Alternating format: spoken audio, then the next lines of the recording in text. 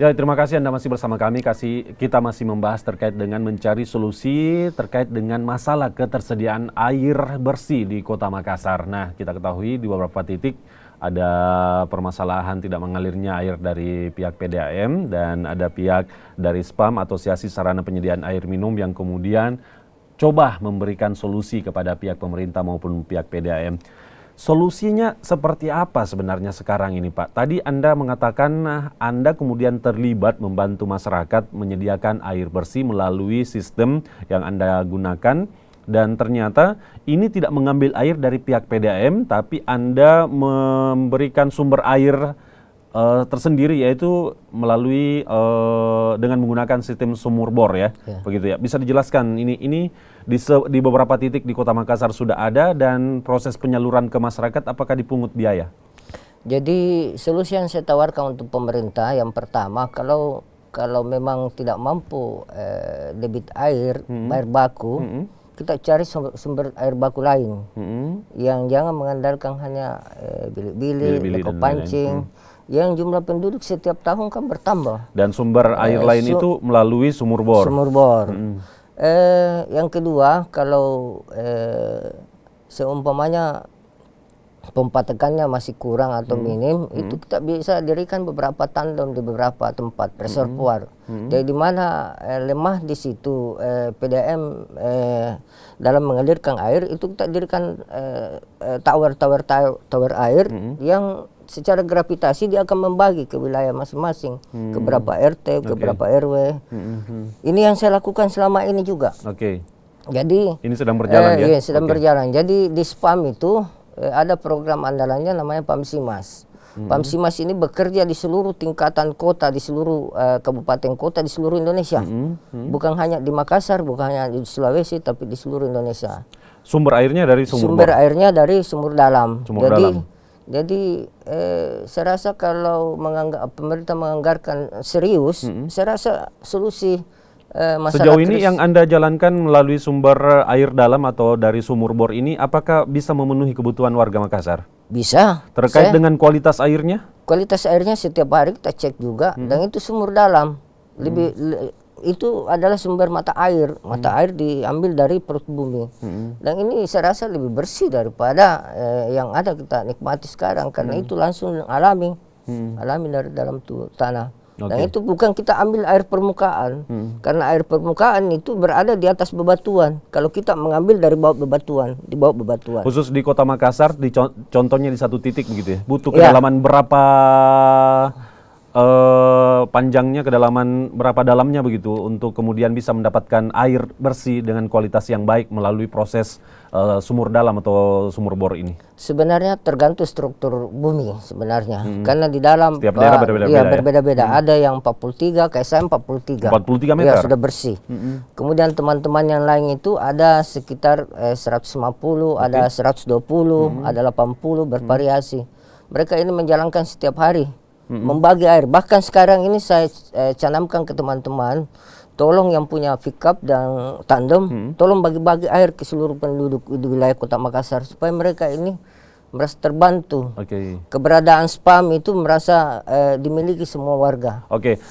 Penyediaan air bersih melalui sumber lain, tidak melalui bendungan bilik-bilik, melalui sumur dalam yang dilakukan pihak SPAM sejauh ini sudah berlangsung berapa lama, dan pengalaman sejauh ini ketika masuk di musim kemarau seperti ini, bukan musim penghujan begitu, apakah masih sanggup begitu mengaliri air di Kota Makassar? Karena kalau sumur bor kadang juga kalaupun masuk di musim kemarau, biasanya juga airnya kemudian sudah mendangkal dan ada yang tidak mengalir lagi. Sejauh ini yang disediakan oleh pihak SPAM begitu, apakah masih sanggup di musim-musim kemarau?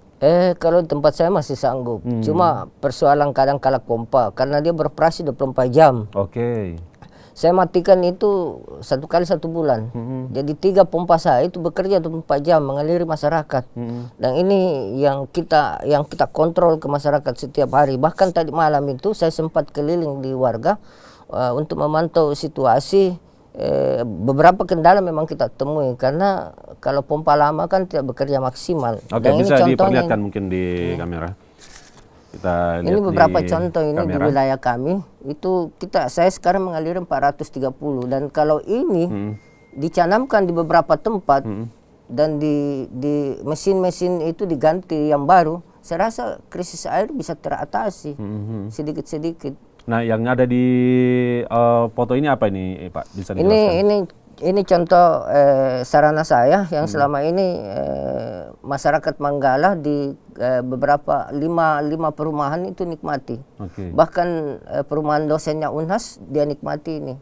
Jadi mereka itu tidak mengandalkan PDAM semata, tapi ada PAMSIMAS di tengah-tengah masyarakat yang coba bekerja sama dengan PDAM, membantu PDAM selama ini. Oke, jadi dalam hal ini SPAM bermitra dengan PDAM membantu masyarakat begitu ya? Bermitra. Baik, saya tadi ingin melihat beberapa titik di Kota Makassar yang kemudian banyak warga yang antri mendapatkan air bersih sebagai imbas tidak mengalirnya air PDAM di rumah mereka. Dokumentasi dari pihak SPAM bisa Anda jelaskan ini titiknya di mana? Ini di Bulu Rokeng ini, Kapasa. Kapasa. Mereka antri, kasihan itu kita lihat. Ini tidak mengalir di rumah mereka ya?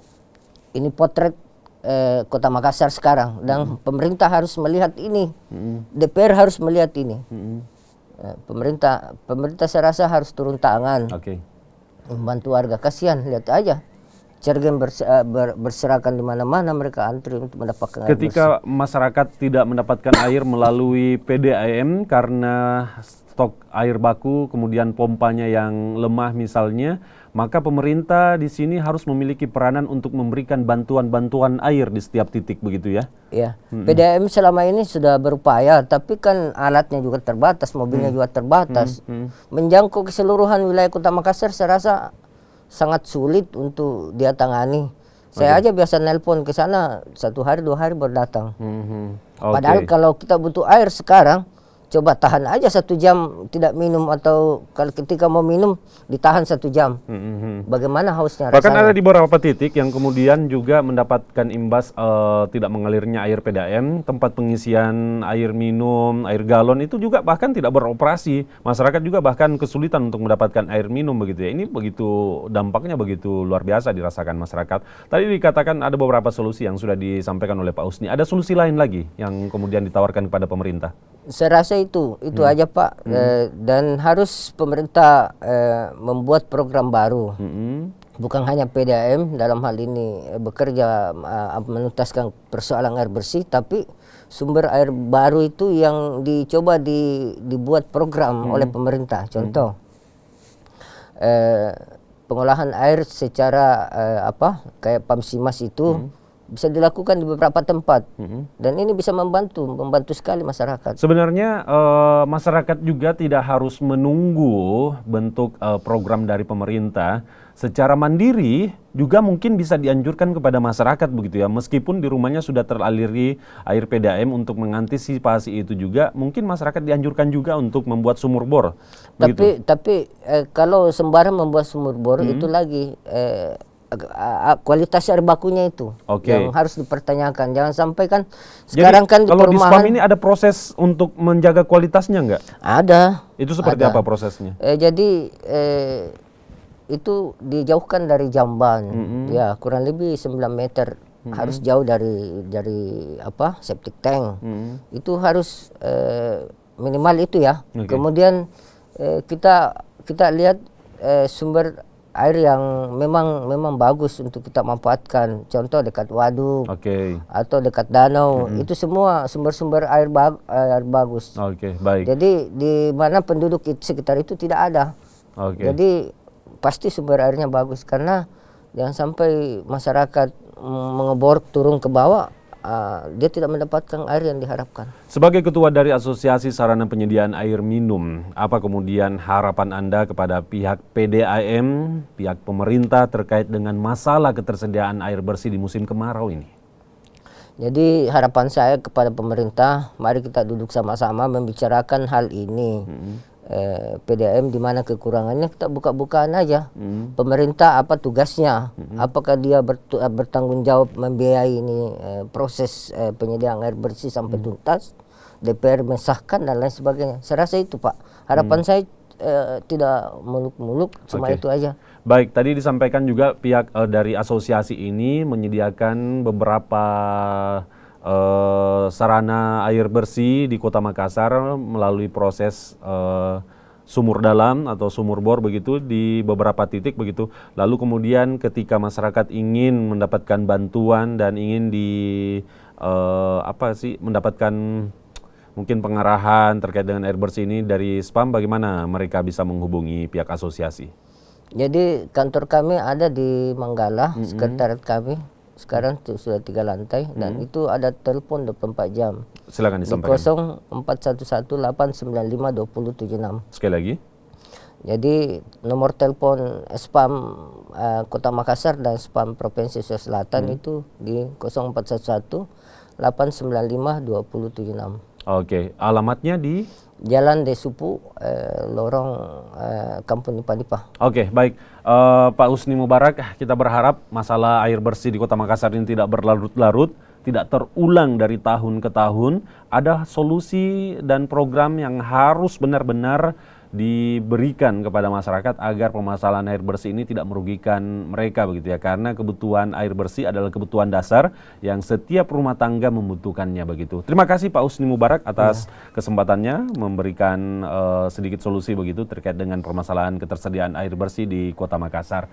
Dan saudara, demikian perbincangan kita di Sapa Sulsel untuk edisi hari ini. Saya Hendra Bakti mewakili rekan-rekan yang bertugas mengucapkan terima kasih Anda telah bersama kami. Selamat pagi, selamat beraktivitas, semoga sukses dan